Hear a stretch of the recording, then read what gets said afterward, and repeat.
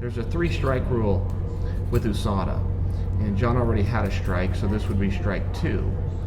If he was in fact found innocent, then it means he does not have a strike. Now, nowhere in that did I interpret that he was found innocent, but he used that word, and it was a very confusing and surprising deliberation to start with.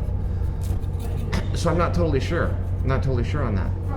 And there's also something very funny out there, and the MMA community continues to use it as well, which is that Jon Jones knocked out Daniel Cormier. And regardless of the post-fail, regardless of the fact that the commission overturned it to a no contest, which is supposed to mean just that, it's a no contest. It never happened.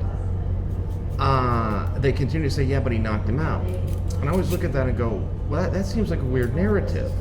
You know, if I walk up to one of you guys and I sucker punch you and I knock you out, do I then get the credit for the rest of my life that I knocked you out?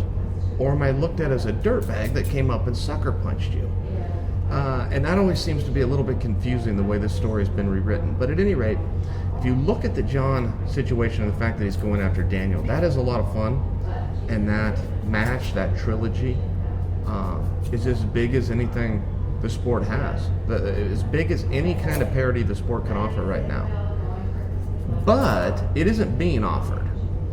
And I can tell you as a fighter, when Jon Jones or somebody else starts coming after a Daniel Cormier, starts doing this, starts building some kind of an attention, when all the rest of us have been told that he's going to be fighting Alexander Gustafsson. The reason the fighter's doing that is because he doesn't like the matchup that he's been offered and he wants something else. He wants to convince the promotion, convince the fans, convince the media, to convince the promotion to change course. Don't give me what you're planning to give me. Give me this instead. Let me show you. Let me take this to the public and have the public bring it back to you and show you this is a bigger and better idea. Now, there's multiple reasons Jon may come to that conclusion. Maybe it's competitively. There was something in that Gus fight that he just didn't like. It's something about the Daniel fight he did. It could be business-wise, and he thinks financially, and I would think he, probably accurately, believes he would be better off doing the Daniel fight. But I can tell you there's something going on there. And aside from all of that, which I think is fun, because I do think that match is fun, and I think it was a smart PR move by Jon. Daniel took the bait, responded. I mean, that's how big fights happen. Big enough for Jon to step in front of Brock Lesnar? Nah, I don't know about that. But I also don't know what the status is on Brock Lesnar. You know, we're only as good as the information that we've been given. And there's a lot of moving parts. If there's anything we learned in this last week, it's that things can change really quick.